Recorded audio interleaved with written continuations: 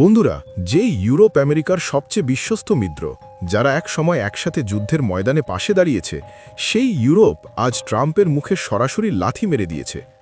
আকাশপথ বন্ধ করে দিয়েছে, বেস ব্যবহার করতে দেয়নি। আমেরিকার বোমারু বিমানগুলো এখন আকাশে ঘুরছে, জ্বালানি শেষ হয়ে যাচ্ছে, কিন্তু কোথাও নামতে পারছে না।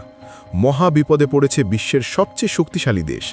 আর ঠিক এই সংকটের মাঝে ট্রাম্প নিজে ফোন তুললেন আমাদের প্রধানমন্ত্রী নরেন্দ্র মোদীর কাছে। কেন? কারণ এখন আমেরিকা বুঝেছে ইউরোপ আর ভরসা নয়, ভারতই এখন বিশ্বের আসল শক্তি। এই ভিডিওতে আমি আপনাদের সামনে তুলে ধরব পুরো সত্যি ছবিটা, কিভাবে নেটোতে বিদ্রোহ জ্বলে উঠেছে, আমেরিকা একা হয়ে পড়ছে, আর ভারত কিভাবে এই সংকটে বিশ্বের শান্তির দূত হয়ে উঠছে। শেষ পর্যন্ত দেখুন, কারণ এটা শুধু খবর নয়, এটা ভারতের গর্বের গল্প। এবার আসুন একটু পিছনে ফিরে দেখি। ফেব্রুয়ারি 28, 2026 থেকে আমেরিকা ইসরায়েল মিলে ইরানের বিরুদ্ধে অভিযান শুরু করেছে। ইরানও পাল্টা মিসাইল ছুড়ছে, কিন্তু যুদ্ধ চালাতে গেলে সবচেয়ে বড় সমস্যা হলো লজিস্টিক্স, অর্থাৎ বিমানগুলোকে জ্বালানি ভরতে হবে, রিফুয়েল করতে হবে, আকাশপথ দিয়ে যেতে হবে। এখানেই এসেছে বড় ধাক্কা। স্পেন প্রথমে স্পষ্ট বলে দিয়েছে তাদের মোরন আর রোটা এয়ারবেস আমেরিকা ইরান যুদ্ধের জন্য ব্যবহার করতে পারবে না। তারপর আরও এক ধাপ এগিয়ে গিয়ে স্পেনের প্রতিরক্ষামন্ত্রী মার্গারিটা রবলেস বলেছেন, আমাদের আকাশপথ বন্ধ, ইরান যুদ্ধে জড়িত কোনো আমেরিকান বিমান আমাদের ওপর দিয়ে উড়তে পারবে না। ইটালিও পিছিয়ে থাকেনি। সিসিলির সিগোডেলা এয়ারবেস, যেটা মেডিটেরানিয়ানের ঠিক মাঝখানে, যেখান থেকে বিমান সহজে মধ্যপ্রাচ্যে যেতে পারত, সেখানেও আমেরিকান বোমারু বিমানকে নামতে দেয়নি। ইটালির সরকার স্পষ্ট বলেছে পার্লামেন্টের অনুমতি ছাড়া নয়।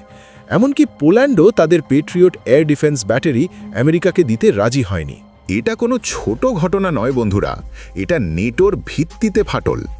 আমেরিকা এতদিন ভেবেছিল ইউরোপ তাদের পিছনে আছে, কিন্তু আজ সেই ইউরোপ বলছে তোমার যুদ্ধ তোমার, আমাদের এয়ারস্পেস আমাদের। কেন এমন হচ্ছে? কারণ স্বার্থ। ইউরোপ জানে হরমুজ প্রণালী যদি বন্ধ হয়, তাদের তেলের সাপ্লাই বন্ধ হয়ে যাবে।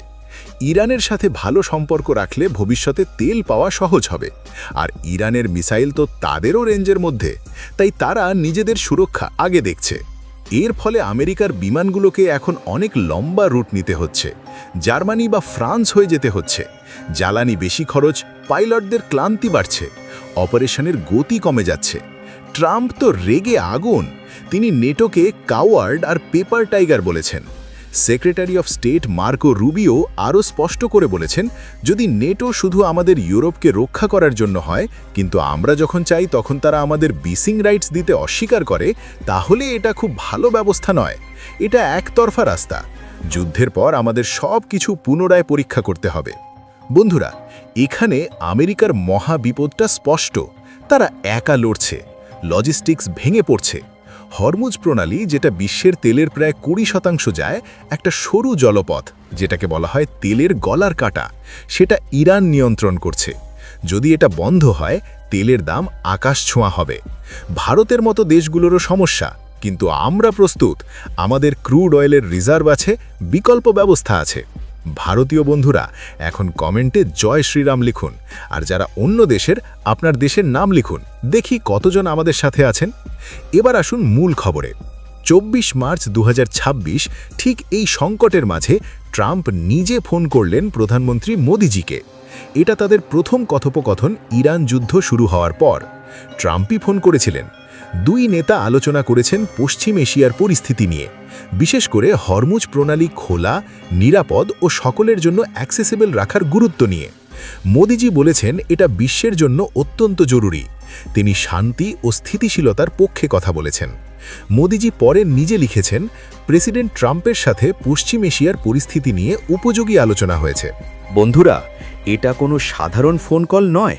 এটা আমেরিকার স্বীকারোক্তি যে ইউরোপ যখন পিছিয়ে গেছে, তখন তারা ভারতের দিকে তাকাচ্ছে। আমাদের দেশ এখন আর কোনো ছোট খেলোয়াড় নয়।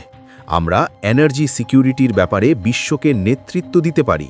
মোদিজির কূটনীতি এতটাই শক্তিশালী যে সুপার পাওয়ারও আমাদের সাথে কথা বলতে বাধ্য হয়।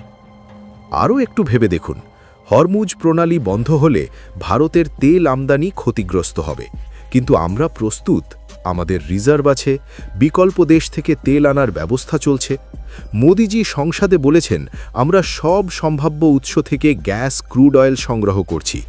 এটাই ভারতের শক্তি। আমরা নির্ভরশীল নই, আমরা নেতৃত্ব দিই। এই ঘটনা থেকে আরও একটা বড় সত্য বেরিয়ে আসছে। ন্যাটোর মধ্যে যে ফাটল দেখা দিয়েছে সেটা শুধু ইরান যুদ্ধের জন্য নয়, এটা দীর্ঘদিনের অসন্তোষের ফল। আমেরিকা বলছে আমরা তোমাদের রক্ষা করি, কিন্তু তোমরা আমাদের সাহায্য করো না। ইউরোপ বলছে আমাদের স্বার্থ আগে। এই একতরফা সম্পর্ক ভাঙছে, আর এই ফাঁকে ভারত উঠে দাঁড়াচ্ছে। আমাদের প্রধানমন্ত্রী বিশ্বকে বলছেন শান্তি চাই, সংলাপ চাই, যুদ্ধ নয়। এটাই ভারতীয় দর্শন। বন্ধুরা, ইতিহাস সাক্ষী, যখন বিশ্বে সংকট হয় তখন শক্তিশালী নেতৃত্বই পথ দেখায়। মোদিজি সেই নেতৃত্ব দিচ্ছেন। আমেরিকা এখন বুঝেছে ভারতের সাথে সম্পর্ক মজবুত করা তাদের জন্যও জরুরি। এটা আমাদের গর্বের মুহূর্ত।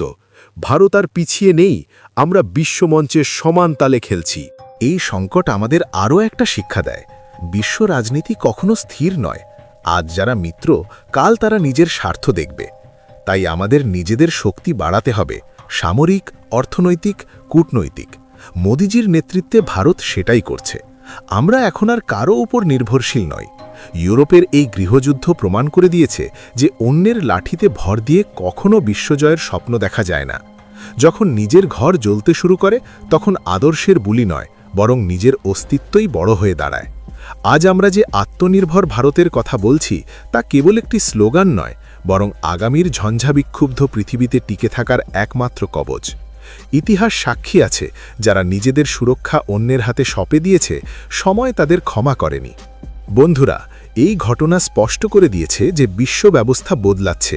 আমেরিকা এখন একা নয় শুধু যুদ্ধে, তাদের পুরনো মিত্ররাও তাদের ছাড়ছে।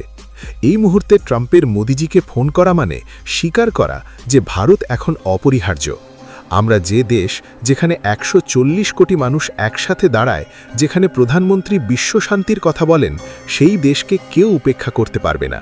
এটা আমাদের গর্ব, কিন্তু এটাও সতর্কবার্তা। আমাদের আরও শক্তিশালী হতে হবে। সেনাবাহিনী, অর্থনীতি, প্রযুক্তি সব কিছুতে নিজেদের স্বাবলম্বী করতে হবে। আমাদের লক্ষ্য হওয়া উচিত এমন এক ভারত গড়া যার সম্মতি বিনা বিশ্ব রাজনীতিতে একটা পাতাও নড়বে না। প্রতিটি ভারতবাসীর ধমনীতে আজ সেই সংকল্প থাকা উচিত যে আমরা আর সাহায্যপ্রার্থী দেশ নই, আমরা বিশ্ববিধাতা দেশ। মহাসমুদ্র থেকে হিমালয় পর্যন্ত আমাদের গগনভেদী হুঙ্কার যেন বিশ্বের প্রতিটি প্রান্তে অনুরণিত হয়। মনে রাখবেন, শক্তিমানকেই পৃথিবী সমীহ করে, আর ভারত আজ সেই শক্তিরই প্রতিশব্দ। যাতে ভবিষ্যতে কোনো সুপার পাওয়ার আমাদের ফোন না করে, আমরাই তাদের ডাকি। ভারত মাতা কি জয়! জয় হিন্দ, জয় শ্রীরাম।